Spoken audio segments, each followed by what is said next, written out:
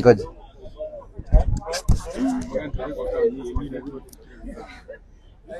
Naam, asante sana. Basi nimenafasiwa kupata mchezaji wa timu ya Amani Youth, timu ambayo imewapiga vijana wa timu ya Gucha Youth mara mbili mtawalia. Nyamache Stadium walipiga mabao 3-2, na leo hii vivyo hivyo historia inajirudia, mabao 2-1.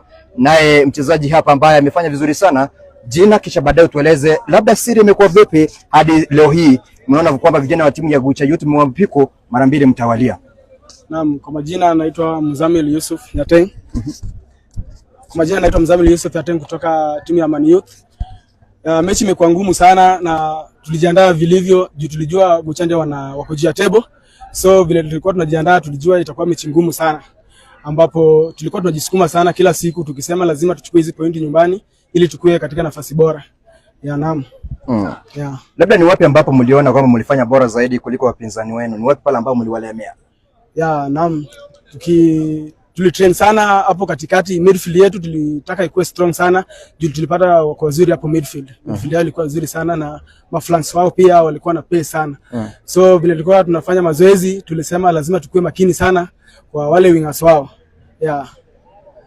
Aya, asante sana. Basi huyu amekuwa ni mchezaji wa Amani Youth ambaye amekuwa akifanya vizuri sana. Tupate mwingine hapa pia atupe maoni yake kuhusiana na mechi, umeionaje na labda ushindi wa siku ya leo unawaashiria nini? Je, mpo kwenye kinyang'anyiro cha kuingia kwenye divisheni ya kwanza? Sababu mechi ni ya 14, mna mechi karibu 4 ambazo hamjacheza.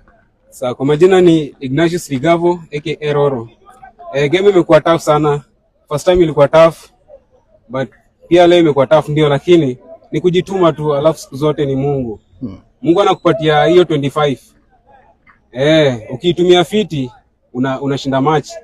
Sasa mimi last time tulienda hiyo playoff. Pia this time tuko na ile hopes.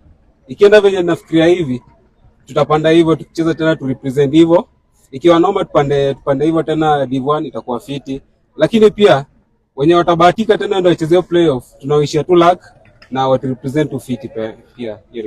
Wewe ni mchezaji wa Man Youth. Jina umesema? Ignatius ambaye amefanya vizuri sana.